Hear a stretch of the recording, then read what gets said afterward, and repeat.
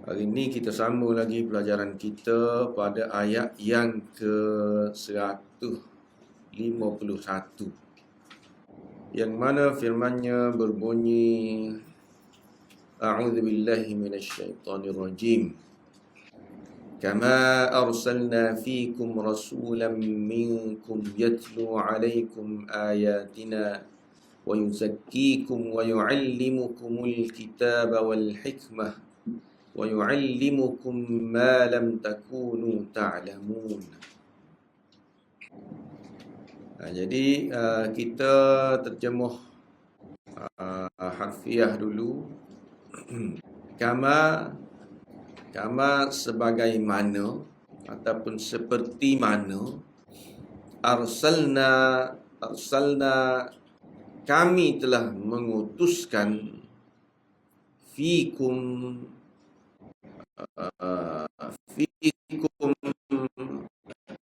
untuk kamu ataupun dalam kalangan kamu, boleh juga fikum kepada kamu, rasulam minkum, rasul, seorang rasul, minkum dari kalangan kamu. Kami telah utuskan untuk kamu rasul dari kalangan kamu. Fikum rasulam minkum. Kami telah utuskan kepada kamu rasul dari kalangan kamu. Yatlu alaikum ayatina. Yatlu, dia membaca, alaikum kepada kamu, ayatina, ayat-ayat kita, ayat-ayat kami. Wa yuzakkikum, wa dan yuzakki maknanya menyucikan kamu. Yuzakki menyucikan, kum kamu, wa yu'allimukumul kitab, wa dan yu'allimu mengajarkan, kum kepada kamu, al-kitab kitab, wal hikmah dan hikmah. Wa yu'allimukum dan yu'allimu mengajarkan, kum kepada kamu, ma apa yang, lam tidak, takunu kamu dahulu, takunu ni maknanya pada ketika dulu, ataupun kamu pada suatu ketika, ta'lamun ketahui, apa yang tidak kamu pada satu ketika ketahui, iaitu apa yang kamu tidak ketahui lah. Kalau bahasa kita agak, apa yang kamu tidak ketahui pada satu ketika dulu, apa yang dulu kamu tidak tahu. Gitu. Itu malam takunu ta'lamun. Okey. Jadi ayat ni walaupun dia nampak satu ayat, tetapi dia ada juga potongnya dia, ataupun kita kata kalau nak koma, boleh koma lah. Koma. Kalau dia ada juga tempat titik tu. Titik ni maknanya berhenti tu. Koma ni dia masih lagi bersambung sebenarnya, walaupun nampak macam berhenti tu, tapi bersambung. Iaitu kama arsalna fikum rasulam minkum. Di situ satu tempat berhentilah. Tempat kalau nak koma, sebagaimana kami telah utuskan kepada kamu rasul dari kalangan kamu. Di situ yatlu alaikum ayatina, itu yang kedua, yatlu alaikum ayatina, dia membacakan kepada kamu ayat-ayat kami. Wa yuzakkikum, itu yang ketiga, wa yu'allimukumul kitaba wal hikmah, itu yang keempat. Wa yu'allimukumul kitaba wal hikmah, mengajarkan kepada kamu kitab dan juga hikmah. Wa yu'allimukum ma lam takunu ta'lamun. Itu hak terakhir sekali, mengajarkan kepada kamu apa yang dulu kamu tidak tahu. Okey, ini terjemah yang biasa ni. Dia ada juga sikit-sikit penjelasan lah, ataupun kita kata tafsir dia sudah ada dah. Kama arsalna fikum rasulam minkum, nikmat berkiblatkan Kaabah yang kami berikan kepada kamu itu, dia tak start lagi tu dok. Dia kait dengan nikmat Kaabah, pemalingnya kiblat daripada Baitul Maqdis kepada Kaabah sebelum daripada ni. Itu pemalingnya kiblat tu merupakan nikmat, nikmat Allah kepada kita lah, khususnya kepada Nabi pada ketika tu. Jadi dia masih lagi berkait dengan hak tu. Jadi nikmat pemalingnya kiblat itu, kama arsalna fikum, samalah seperti nikmat. Cuma dia tak ada sebut nikmat tu dok. Sama seperti nikmat, kami mengutuskan kepada kamu seorang rasul dari kalangan kamu. Itu dia bu. Sebab dia koma situ tidak. Dari kalangan kamu maknanya dia berarti rasulan minkum yatlu alaik, rasulan minkum, dia berarti situ. Kama arsalna fikum rasulan minkum. Kalau dalam apa ni terjemahan dia ada koma. Dari kalangan kamu, yatlu alaikum ayatina, yang membacakan ayat-ayat kami kepada kamu. Koma pula dah dalam terjemahan tu. Maknanya dia kalau nak berhenti pun bolehlah berhenti situ. Yatlu alaikum ayatina. Kita tak boleh nak berhenti kama arsalna fikum rasulan minkum yatlu. Tak berhenti situ. Tak boleh lah. Tak kena lah. Dari segi apa ni, tajwid pun tak kena. Apa ni, dari segi makna pun jadi tergantung lah. Kama arsalna fikum rasulan minkum, kalau nak berhenti situ. Yatlu alaikum ayatina, boleh berhenti. Lepas tu wa yuzakkikum, dan membersihkan kamu. Wa yuallimukumul kitaba wal hikmah, dan yang mengajarkan kamu kandungan kitab serta hikmah, kebijaksanaan. Hikmah tu ke dia bubuh lalu hikmah kebijaksanaan. Sebab maksud hikmah ni bijaksana dah.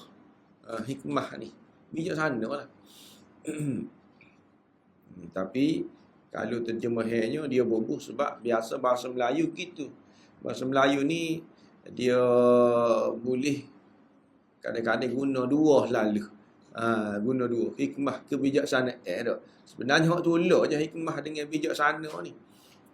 Bijaksana ni makna kepada hikmah tu lah. Tapi kita kata hikmah kebijaksanaan tu. Okey, lepas tu yu'allimukum ma lam takunu ta'lamun, dan mengajarkan kamu apa yang belum kamu ketahui. Belum tu mari mana? Mari daripada takunu tadi itulah yang kita kata dulu kamu, memberi makna dulu, pada ketika dulu, suatu ketika dulu kamu tidak tahu. Ataupun kita kata belum. Jadi ayat ni kaitan dia dengan ayat sebelum daripada ni. Apa kaitan dia? Sebelum daripada ni disebut, satu ayat sebelum daripada ni, wali utimma ni'mati alaikum wali kulli wajhatin huwa mawliha fastabiqul khairat illa allazina zalamu minhum fala takhshawhum wakhshawni. Dia duk cerita tentang pemalingan kiblat lah. Kira-kiranya ayat sebelum daripada ni, dan ada di akhir ayat yang ke-150 tu, dia ada sebut wali utimma ni'mati alaikum. Maknanya apa ni, pemalingan kiblat ni ialah sebagai Tuhan nak menyempurnakan nikmat kepada kamu. Tuhan sebut menyempurnakan nikmat kepada kita lah. Antaranya ialah dengan memalingkan kiblat. Dan satu lagi, nak menyempurnakan nikmat juga, ialah dengan mengutuskan Rasul, dengan menghantar Rasul kepada kita. Ini juga apa ni, cara Tuhan nak menyempurnakan nikmat dia kepada kita, iaitu dia hantar Rasul kepada kita. Okey. Berkenaan dengan pemalingan kiblat sebelum daripada ni tu kita sudah bincang dah antara hikmah-hikmah dia gapo, nikmat besar lah kira-kiranya apa berpaling daripada Baitul Maqdis itu berpaling kepada Kaabah semula. Antaranya kerana dia ni kita kata tempat asal, tempat ibadat asal kepada tok nenek kita, ataupun pada ketika tu tok nenek Nabi lah, iaitu Nabi Ibrahim itu. Jadi bila berpaling semula ke situ, dia macam seolah-olah ada pertalian itu, ada macam kait lah, kita kata dengan perjuangan tok nenek kita dulu. Dan juga dia sebagaimana bila paling semula kepada Kaabah itu, sebagaimana hak tu hendak lah hak sebenarnya. Sebagaimana hak tu hendak kira-kiranya. Tuhan pun nak lagu tu. Sebab memang Tuhan sendiri sebut, inna awwala baitin wudi'a lin-nas lalladhi bi Bakkah. Rumah yang mula-mula sekali Allah buat sebagai tempat beribadat manusia, lalladhi bi Bakkah, yang berada di Mekah. Kira-kiranya hak tu lah hak asal dia. Lepas tu jadi paling-paling ke lain tu, lepas pada tu dah. Tapi bila kembali semula kepada hak asal, maka kita jadi rasa suka dah. Kembali semula tu. Nabi sendiri pun dia suka. Duk nanti-nanti sebelum daripada ni kita sudah baca ayat tu, dak nara taqalluba wajhika fis sama', duk lenggok-lenggok Nabi, duk nanti bilalah nak paling semula ke Kaabah itu, sebab dia suka. Bila dia dapat benda hak dia suka, itulah kita panggil nikmat. Dapat semula hak dia suka, hak duk nanti tu tiba-tiba tu bagi. Nikmat dah tu. Kira-kiranya doa ataupun kehendak dia tu, walaupun dia tidak royak kepada Tuhan, dia nak benda tu kalau boleh paling semula, tak ada royak. Nabi tak royak, tetapi dalam hati dia tu dia suka gitu. Dengan tidak royak gitu, tapi Tuhan tetap bagi juga. Dengan tidak minta, Tuhan bagi. Itu satu nikmat besar lah kepada Nabi pada ketika tu, dan juga kepada umat Islam keseluruhan lah. Nikmat besar, iaitu kita semua bertumpu ke situ, tempat yang aman. Sebelum daripada ni disebut tempat yang menjadi salah satu doa lah, tempat doa Nabi Ibrahim, iaitu nak suruh orang pergi ke Mekah tu belakang dah. Pada ketika tu Nabi Ibrahim suruh berdoa ketika dia duk akak bata nak meninggi ke Kaabah tu dah. Maka dia berdoa nak suruh mari situ belakang. Umat-umat Islam berhimpun di situ belakang, baladan amina warzuq ahlahu minat thamarat, suruh jadikan negeri ini negeri yang aman. Mana tu negeri yang aman? Mekah tu lah, tempat ada Kaabah tu dah. Tiba-tiba di situ semula. Ini adalah satu nikmat yang besar, iaitu ngadak ke Kaabah tu. Seterusnya, ni juga adalah nikmat yang kita kata besar juga, iaitu dengan diutuskan Rasul kepada kita. Kita tengok pula menurut hadis dan juga athar. Ini kata Ibnu Jarir, Nabi Ibrahim sebelum daripada ni, di akhir juh yang akhir-akhir dah lah, pipi sebelum habis juh yang pertama itu, ada dia berdoa, Rabbana waj'alna muslimaini laka wa min dzurriyyatina ummatan muslimatan lak. Nabi Ibrahim doa gitu. jadikanlah kami waj'alna muslimaini lak, dan juga dari keturunan kami orang yang berserah diri kepada Allah ataupun orang Islam lah. Jadikan kami, iaitu dia dengan Nabi Ismail pada ketika tu duk tengah buat duk tengah meninggi ke Kaabah. Dan juga Nabi Ibrahim berdoa lagi, wa min dzurriyyatina, dari keturunan kami pula tu juga nak biar ada orang-orang Islam, orang-orang yang berserah diri kepada Allah. Wa arina manasikana wa tub alaina, tunjukkanlah kepada kami tempat beribadat kami, iaitu di Mekah tu lah, di Kaabah tu. Lepas tu ayat yang seterusnya, Rabbana wab'ath fihim rasulan minhum. Di situ, di akhir juz yang pertama itu ada doa Nabi Ibrahim ni. Tuhan kami, utuskanlah, bangkitkanlah di kalangan mereka itu, di kalangan anak-anak cucu kita ni lah, anak cucu Nabi Ibrahim itu rasul. Nabi Ibrahim doa suruh bangkit seorang rasul, yatlu alaihim ayatik, yang membacakan ayat-ayatmu, mengajarkan mereka kitab wal hikmah, dan menyucikan mereka. Kalau kita tengok ni hampir-hampir sama dah dengan ayat ni, dengan ayat yang kita tengah baca ni. Ayat yang ke-151 ni hampir sama dengan ayat yang ke-129 tu di dalam surah Baqarah juga. Cuma di beberapa lah sebelum daripada ni. Doa Nabi Ibrahim, doa nak suruh bangkit seorang rasul, tiba-tiba nikmat dia Allah bangkitkan rasul. Nikmat apa ni? Inilah apa dia? Nabi Ibrahim doa nak suruh orang mari beribadah ke Kaabah di Mekah tu dah. Dan akhir sekali dipalingkan kepada Kaabah tu pula semula lepas pada tu. Kembali kepada asal, kembali kepada doa Nabi Ibrahim yang dimakbulkan oleh Allah. Bila tu? Lama lah. Kira-kiranya disebutkan beratus-ratus tahun lah.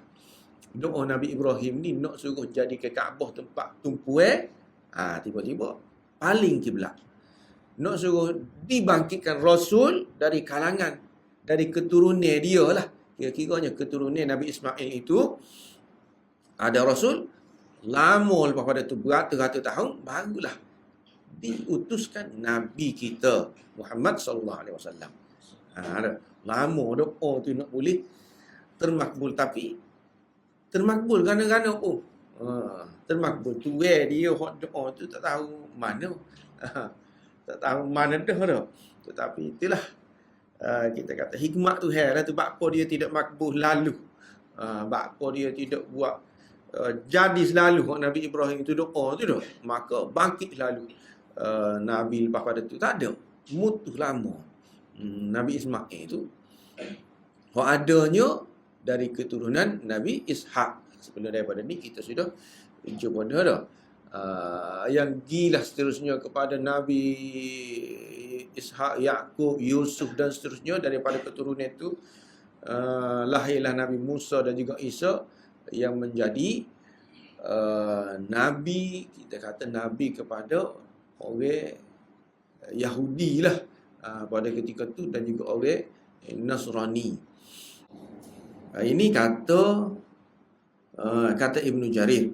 Seterusnya Mujahid dan juga Atta, ada lagi tidak Atta saja, Ibnu Abbas diri pun dia kata ayat ni sebenarnya dia bukan kait dengan ayat sebelum ni. Ayat sebelum ni satu ayat sebelum daripada ni yang kita sebut tadi tu, wali utimma ni'mati alaikum, untuk nak menyempurnakan nikmat aku kepada kamu, aku utuskan kepada kamu rasul.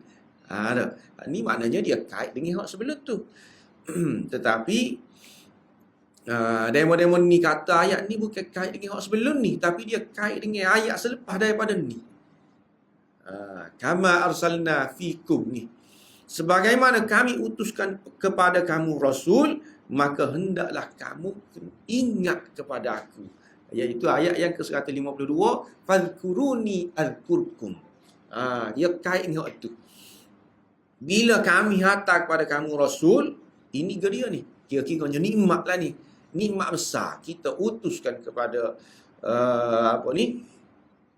kepada manusia ni, ataupun kepada umat Nabi Muhammad lah.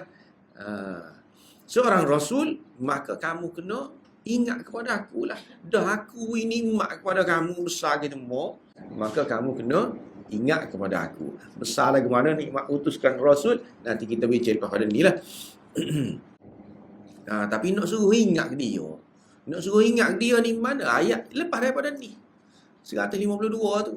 Fadhkuruni adhkurkum washkuruli wala takfurun. Di situ.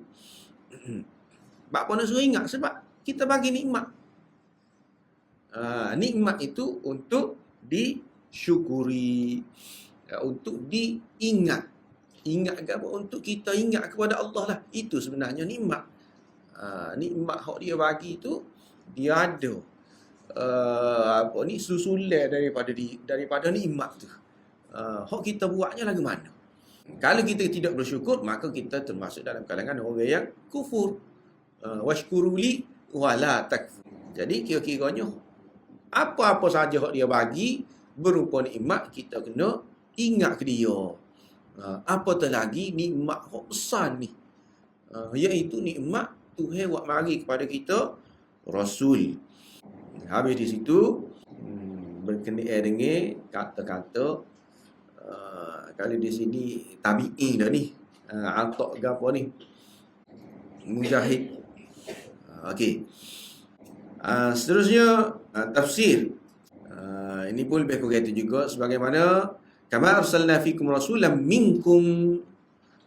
Sebagaimana, bila disebut sebagaimana, maknanya dia seperti ni, dia kena ada benda sebelum daripada dia dah. Contoh kita kata apa? Dia ni seperti bulan, maknanya kena ada bulan dulu. Barulah kita boleh nak mengumpamakan dia tu dengan bulan kan.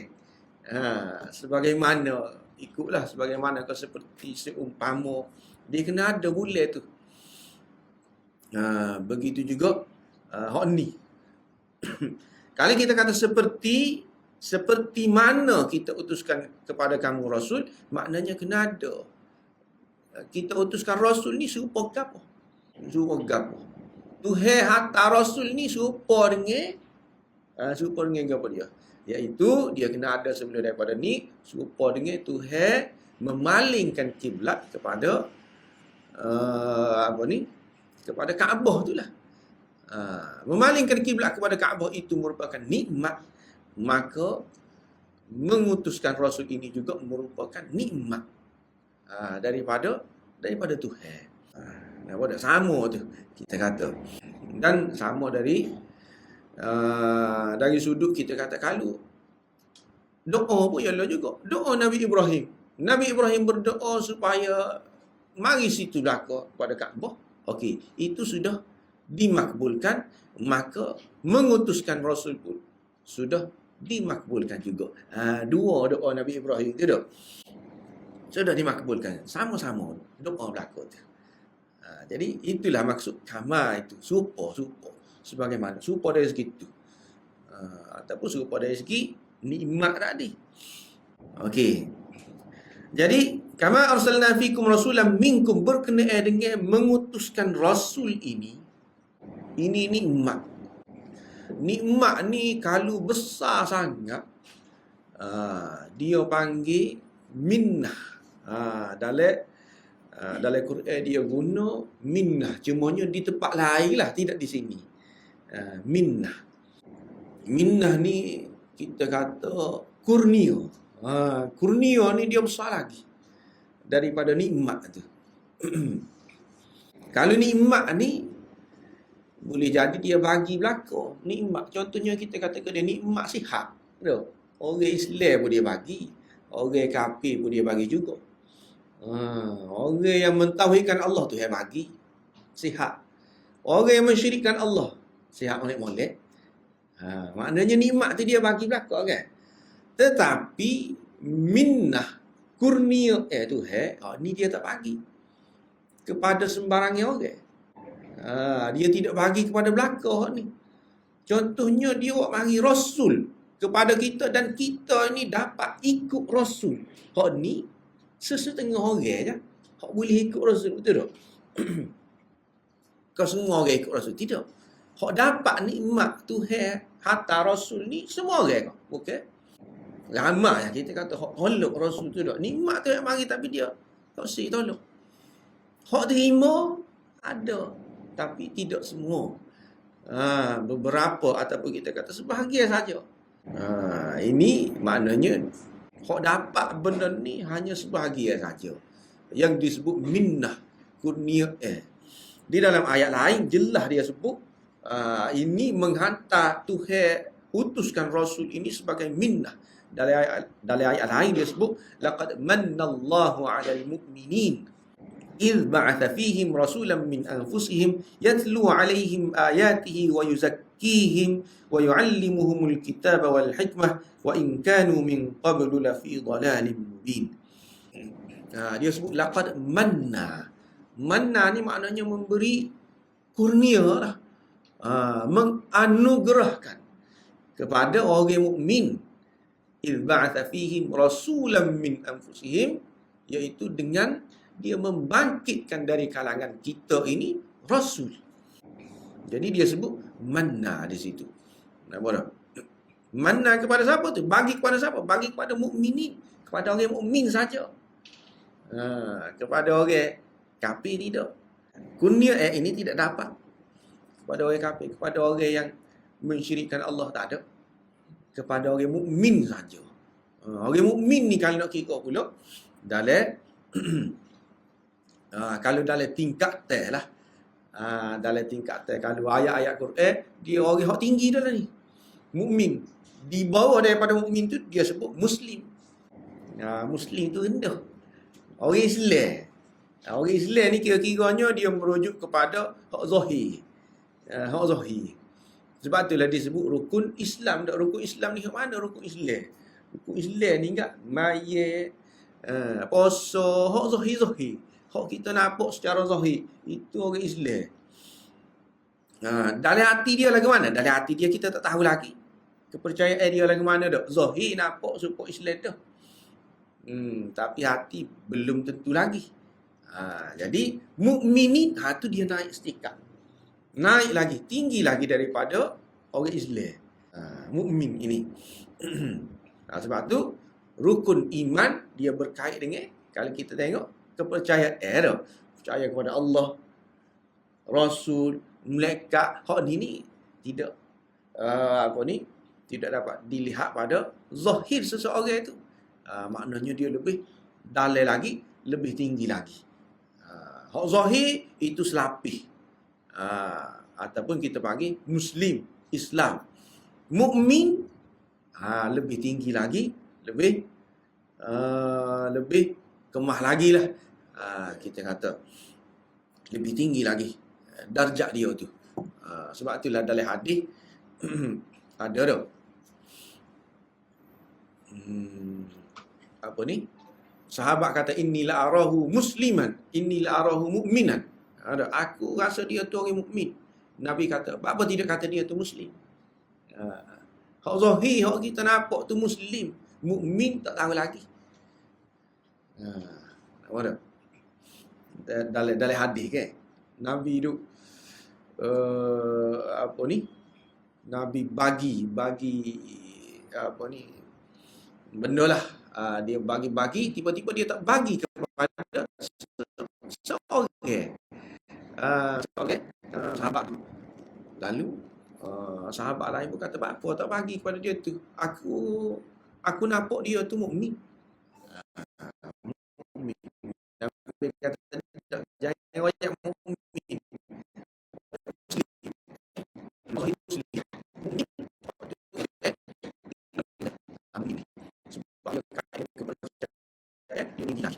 Sebab tingkat dia. Jadi orang dapat ni kembali semula kepada manallah, disebut al-mu'min, kepada orang mukmin.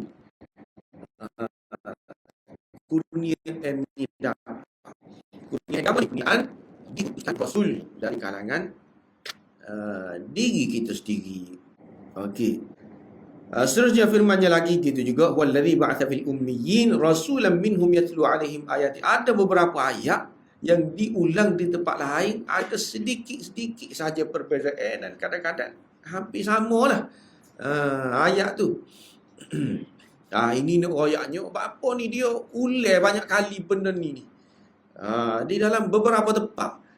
Kalau kita tengok doa Nabi Ibrahim tu biarlah. Ni ayat yang pertama kita jumpa berkenaan dengan nikmat diutuskan Rasul. Dihantar Rasul pula baca Quran kepada kita, mengajarkan hadis kepada kita. Itu yang pertama kita jumpa ayat ni. Lepas tu nanti kita akan jumpa pula yang kedua dan yang ketiga. Yang kedua kita jumpa di dalam fil ummiyyin rasulan minhum. Ini ayat surah Ali Imran kalau tak silap. Dan yang ketiga kita akan jumpa pula di dalam surah ayat yang berapa ni? Surah berapa ni? Tapi adalah beberapa kali kita akan jumpa. Tuhan ulang semua. Tuhan ulang. Apa dia sebut-sebut? Banyak kali sebut tu berkenaan dengan mengutuskan Rasul. Rasul tu baca kitab kepada kita.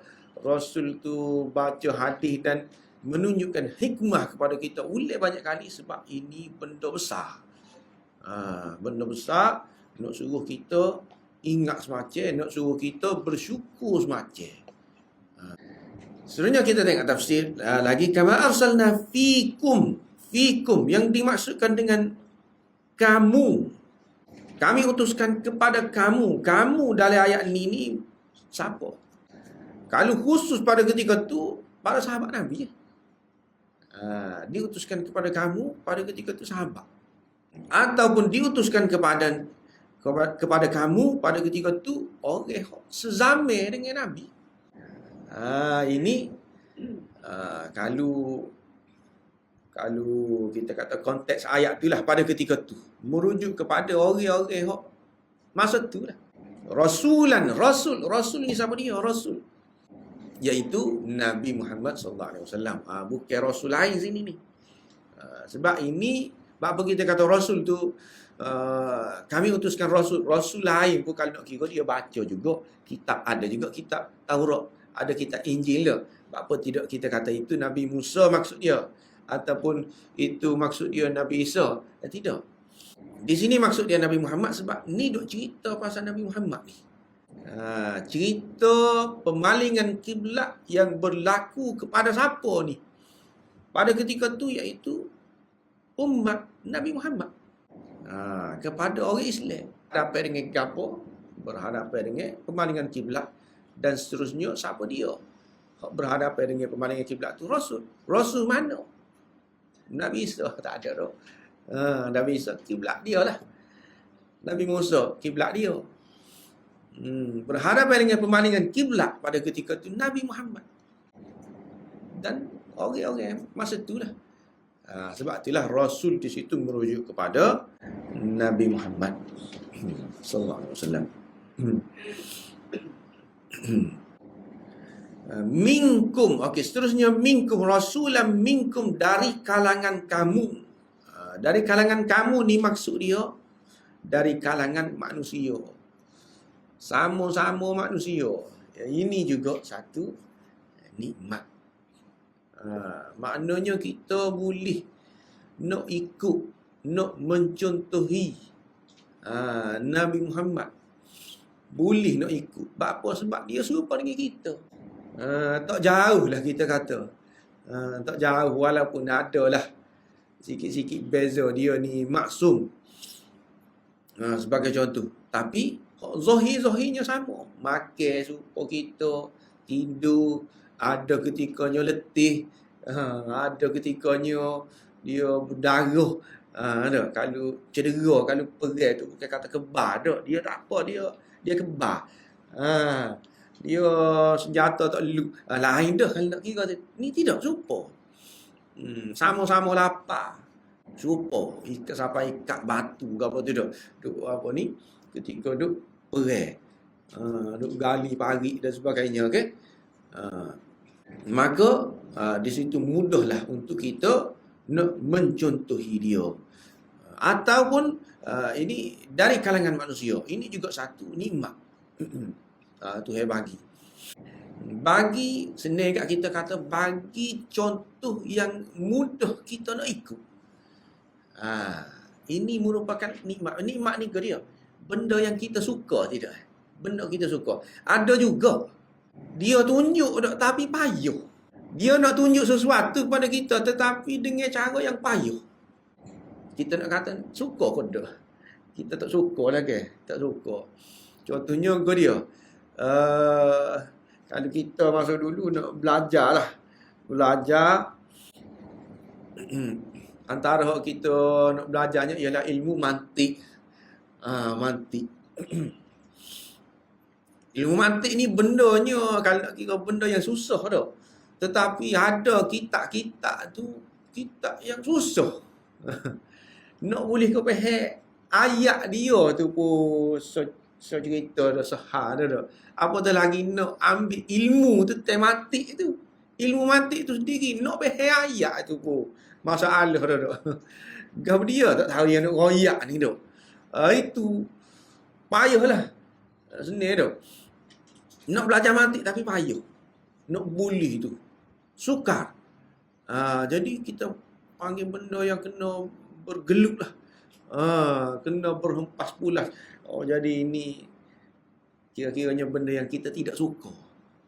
Dia ajar kita dengan benda yang kita tidak suka. Kira-kiranya ini bukan, kalau nak kata nikmat tak boleh lagi. Sebab apa? Sebab tak suka. Sebab apa tak suka? Sebab payah. Payah nak boleh tu. Ajar kita tu. Ajar lagu mana? Ajar baca, tengok apa ni, arah nak pergi situ tu, tapi bagi kepada kita peta. Peta kita, kompas kita tak tahu lagu mana nak tuju ke mana tu. Dia kena belajar suku. Jadi walaupun dia bagi benda tu tapi kita tak suka. Ini kita tidak panggil nikmat. Nak tunjuk kepada kita tak, tapi dengan benda kita tak suka. Memang dia nak tunjuk jalan kepada kita tapi betul kita nak betul besar. Bokok. Boleh lepak-lepak je dah. Kalau zaman dulu lah. Nak pergi Kuala Lumpur tu baca betul ni sebelah ni orang ni. Apa ni? Sebelah driver ni nak baca betul. Payah. Pusing. Mana yolah kau tak kita pergi ke depan, kau kita tengok belakang ni dah. Duk pusing betul. Payah. Jadi ini kita tidak panggil benda yang kita suka. Berbeza dengan dia nak ajar kepada kita dan bagi kepada kita benda yang mudah. Mudah kita nak faham. Iaitu bagi apa? Ni dia tengok ni. Wis kali learn ni tu. Siapa-siapa boleh. Siapa-siapa boleh tu. Kona 400 meter lagi kona kiri. Nampak lalu tu. Oh kita duduk sini rupanya. Oh terlepas dah. Kona lalu tak ada jauh tu. Kona. Pas kona kanan, pas selu. Tu nampak tak? Dengan cara yang mudah. Maka kita suka. Maknanya dia nak ajar kepada kita sesuatu dengan cara yang mudah. Itu kita panggil nikmat. Nikmat dah tu. Lagu tu. Begitu juga Tuhan nak ajar sesuatu kepada kita dengan cara lagu mana? Dengan cara dia bagi model ataupun contoh yang serupa dengan kita. Serupa. Kira-kiranya kita boleh turut lah. Buat apa? Mungkin dia sama-sama tidur juga, sama-sama letih juga. Cuba kita lah, kalau kita letih, dia pun letih juga, maknanya kita boleh turut. Tidak kata dia mari model melekat. Pakai tak makan dok ibadat seteri. Payah kita nak turut tu dok. Tak boleh buat macam tu. Tapi Nabi tidak, serupa kita. Umur pun tak ada lebih kurang kita. Umur ada ketika dia sihat, ada ketika dia tidak sihat. Ada ketika dia sakit, sampai kena apa-apa tu. Waktu nak semayang, ada lagu tu. Ada ketika sampai bekok kaki. Nabi tu kan. Jadi contoh yang mudah kita nak ikut, ini juga adalah satu nikmat. Sebab tu dia kata minkum, dari kalangan kamu, dari kalangan manusia lah, sama-sama manusia berlaku. Ataupun kalau nak merujuk pada ketika itu dari kalangan bangsa Arab, pada ketika itulah bangsa Arab. Jadi sebagaimana kiblat ini, kalau nak kira dia ada cerita dia tak, iaitu ahli kitab sebelum daripada pemalingan kiblat itu dia sudah tahu dah cerita Nabi Ibrahim, Nabi Ismail itu asalnya menghadap ke mana. Dan bila paling kiblat ke Kaabah, kira-kiranya siapa yang patut kalau nak turut Nabi lah pada ketika itu? Ahli kitab lagi. Sebab dia sudah ada dah. Dalam kepala dia tu cerita pasal kiblat ini. Kiblat ni asal dia memang ke Kaabah. Memang di Mekah. Memang tok nenek kita menghadap ke Kaabah di Mekah. Untuk dia nak kembali semula menghadap ke Kaabah tu mudah. Tapi kita tengok siapa hok mula-mula tolak. Ahli kitab ni lah juga kan, yang mula-mula tolak. Walaupun bagi dia mudah, dia sudah ada dah dalam kepala dia. Begitu juga hok ni, dengan mengutuskan Rasul ini dari kalangan kamu ni, sepatutnya siapa dia hok paling mudah nak terima. Dia sebut dari kalangan kamu. Kira-kiranya Allah kalau boleh lah, dia nak suruh demo-demo ni lah dulu terima. Siapa ni? Orang Arab tu lah dulu. Arab mana? Arab Quraisy. Arab Quraisy tu dulu. Arab hoduk di sekitar Nabi tu dulu. Bila Nabi dibangkitkan, dialah kalau boleh hok mula-mula terima. Kalau tidak ahli kitab pun. Ahli kitab sebab dia memang sudah tahu dah. Dia sudah baca dah. Dalam kitab dia berkenaan dengan Nabi akhir zaman ni, ada dah gambaran tu. Nabi akhir zaman ni akan dilahirkan di Hijaz dan sebagainya dah. Itu tak apalah. Tapi bangsa Arab pada ketika tu bukan kata benda asing dah. Nabi dibangkitkan sebab dia sudah kenal lama dah. Nabi tu kenal lama dah. Jadi kira-kiranya bagi dia agak nak terima mudah. Nabi tu. Tetapi kalau kita tengok siapa hok tolak dah, dia juga. Bangsa Arab Quraisy itulah juga. Hok tolak. Walaupun Tuhan kata rasulan minkum, dari kalangan kamu. Ini kira-kiranya pahala mana? Tak patut lagi tu. Sepatutnya dia lah dulu lagi dah. Orang-orang hok luar-luar ni kita kata aja Nabi. Orang Naib, orang Cina, dia lambat sikit pun tak apalah sebab dia tidak dari kalangan mereka. Hok dulu lagi sepatut terima dia. Tapi malangnya tidak gitu. Malangnya tidak lagi tu. Apa jadi gitu? Sebab Islam ataupun iman itu dia tidak berdasarkan kepada siapa yang paling rapat, siapa yang paling dekat dengan Nabi, siapa yang di kalangan bangsa Arab, tidak. Bila lagu tu, maka orang-orang luar pun boleh terima belaka. Boleh jadi lebih lagi daripada bangsa Arab tu sendiri. Dari segi iman dia, takwa dia pun boleh berlaku lagu tu. Sebab tu minkum. Kalau kita nak kaitkan dengan pada ketika itulah, merujuk kepada orang Arab pada ketika itu. Sepatutnya dia kata dialah yang lebih, yang pertama membenarkannya, yang menerimanya, kerana dia lebih mengenali Nabi, dia lebih mengenali nasab keturunan. Orang Arab pada ketika itulah, Quraisy pada ketika itu lebih kenal Nabi. Malangnya hak berlaku adalah sebaliknya, iaitu kerana orang Arab Quraisy itu dia kata macam-macam kepada Nabi dah, sehingga dia kata Nabi ini sesat. Ada juga di dalam ayat lain dia kata wa ma sahibukum bimajnun, dia kata Nabi ini gila, sesat dan sebagainya dah, yang dinafikan oleh Allah dengan Allah kata ma dhalla sahibukum wa ma ghawa. Ma dhalla sahibukum sahabat kamu, kawan kamu. Sahabat kamu ni, apa dia sebut sahabat? Sebab orang Arab pada ketika tu kenal Nabi. Dia sayang galik-galik dah kira-kira tu. Sebelum daripada Nabi itu diutuskan jadi Nabi, kenal. Nabi ni orang dia sifat dia lagu mana. Dia ni seorang yang amanah. Tak? Sehingga disebut ke orang hok kafir sendiri pun tu. Kalau nak nak celebrity kuih pada Nabi, cukup pergi tu. Biar Nabi sifat. Walaupun tak belaga dari sudut akidah, tapi dari sudut amanah tu dia percaya. Maknanya dia kenal Nabi ni, orang Arab pada ketika tu. Sebab tu disebut dalam Quran, ma dhalla sahib. Rakan kamu. Rakan muka kenal dah. Jak kecil lagi tahu dia ni siapa, keturunan mana, keturunan orang yang baik-baik. Tapi dia dulu lagi tak terima dah. Bila dibangkitkan menjadi Rasul. Begitu juga di dalam ayat yang kedua, kalau kita tengok, wa ma sahibukum bimajnun.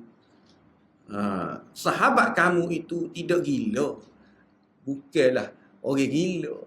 Ma sahib tu sebut sahib. Apa sebab memang dia duk sai, duk kenal lama dah. Tiba-tiba bila jadi Rasul ni dia pun kata gila. Sebelum daripada ni dia kena tahu. Inilah orang yang paling waras sekali, orang yang paling pandai sekali, bijak sekali. Kalau nak nak tanya gapo-gapo budak sebelum daripada tu. Tapi bila diutuskan jadi sebagai Rasul, jadi gila dah pula. Siapa dia lebih kenal? Diri dia. Orang di sekitar dia tu lebih kenal. Masalah dia tak ikut juga itu berkait dengan hidayah gapo lah. Sebagaimana pokcik dia gapo tak si pakai sup tu.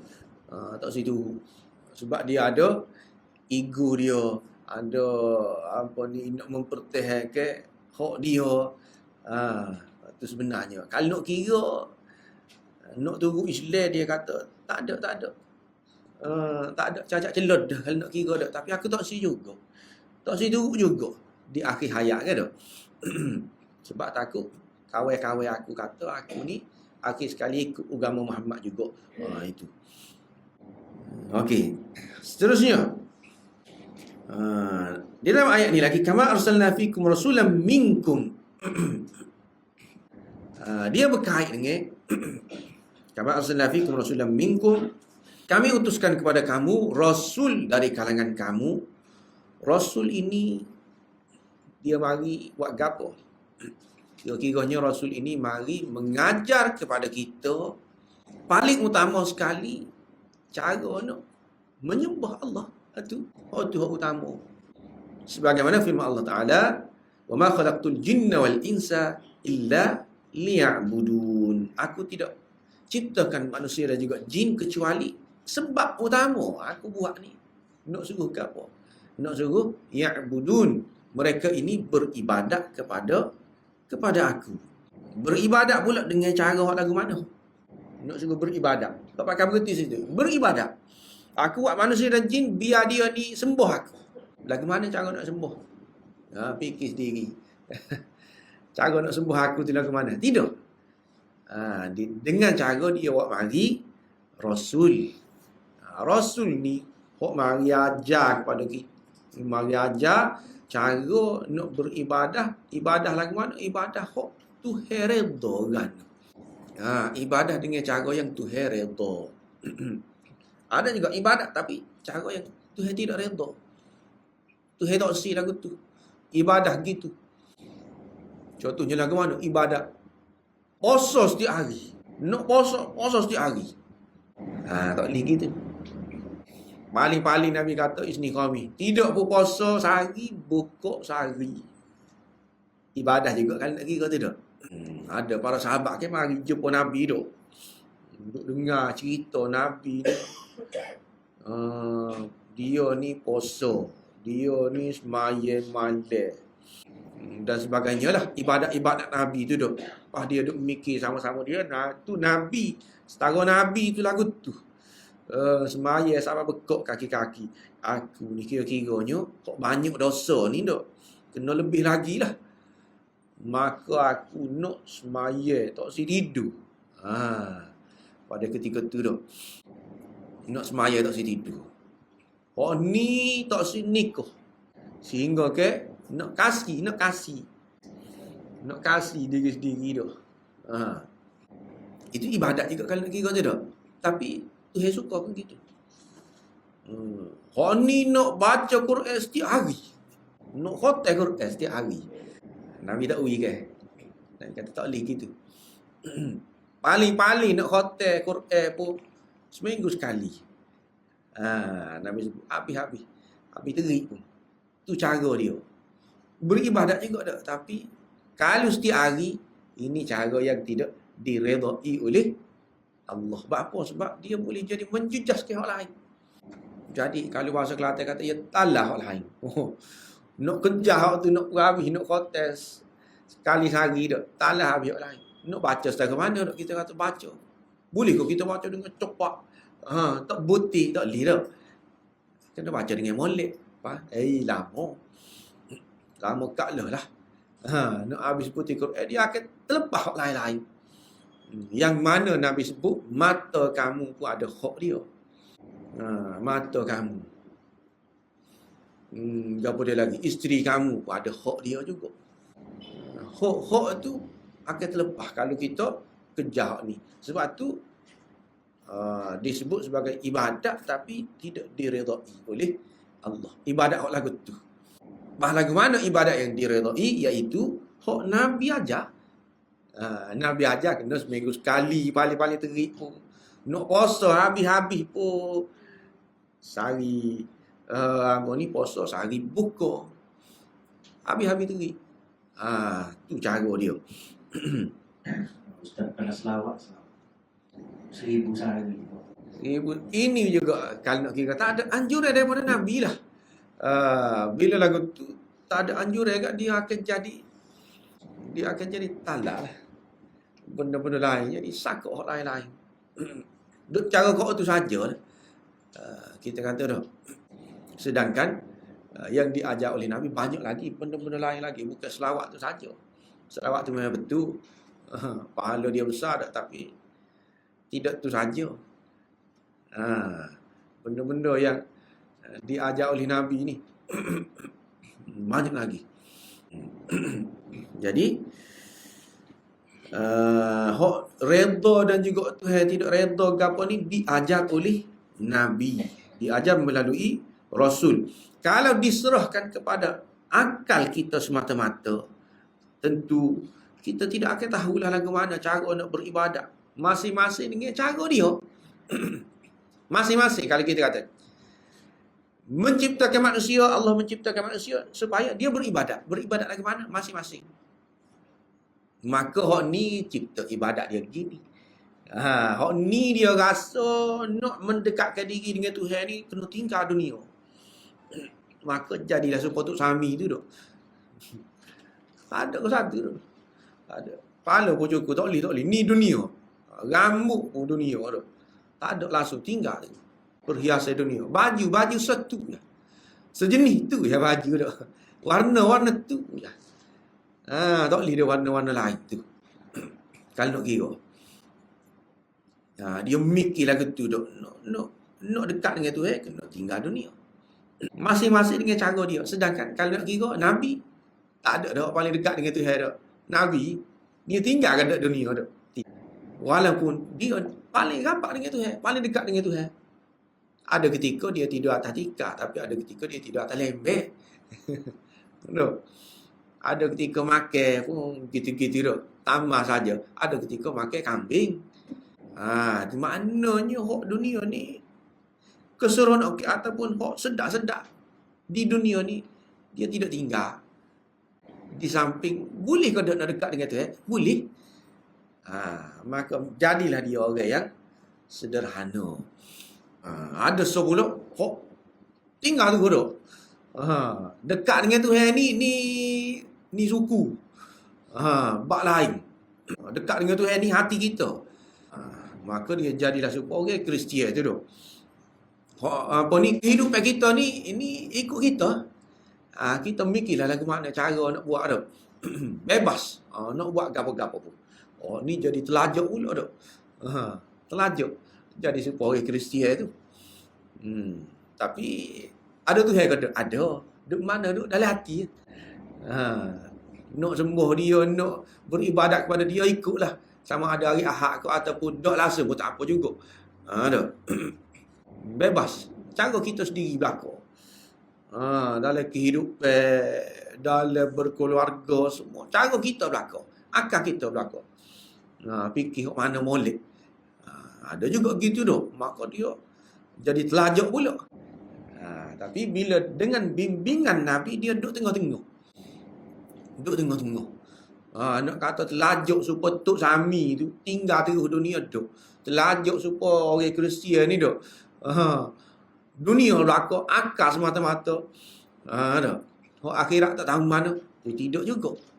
Dia duduk tengah-tengah. Seimbang jadi. Dengan lagu mana tu? Tak ada cara lain. Dengar. Kita tengok cara Nabi. Okey. Dan masing-masing bila lagu tu, bila masing-masing guna akal, maka akhir royak lah. Hak ni rasa cara dia hak paling betul tu. Hak ni pula rasa cara dia hak paling betul. Tak ada kesepakatan di situ. Itulah kalau dibiarkan kepada akal semata-mata, maka di situ juga umat Islam tidak akan bersatu. Tak boleh nak bersatu. Apa sebab tak ada garis panduan itu, tak ada. Panduan itu nak pergi atas gapo. Tak boleh. Bila lagu tu tak boleh bersatu. Masing-masing muka akal ni dia atas dia lah. Kira-kiranya tu. Hak ni rasa benda jahat tu molek. Hak ni rasa benda jahat tu tak molek. Bagi dia. Ataupun kalau dalam sejarah dulu, kalau kita belajar mantik, dia panggil kumpulan pada ketika tu dia panggil Sufistai. Sufistai ni dia guna akal dia semata-mata, tak ada panduan gapo-gapo untuk nak mikir ni. Kalau bagi dia benda tu molek lah. Orang lain pula kalau bagi dia benda tu tak molek, maka tak molek. Tak ada panduan. Sufistai ni pada ketika dululah. Zaman Yunan dulu. Zaman Yunan purba dulu tak ada panduan gapo-gapo.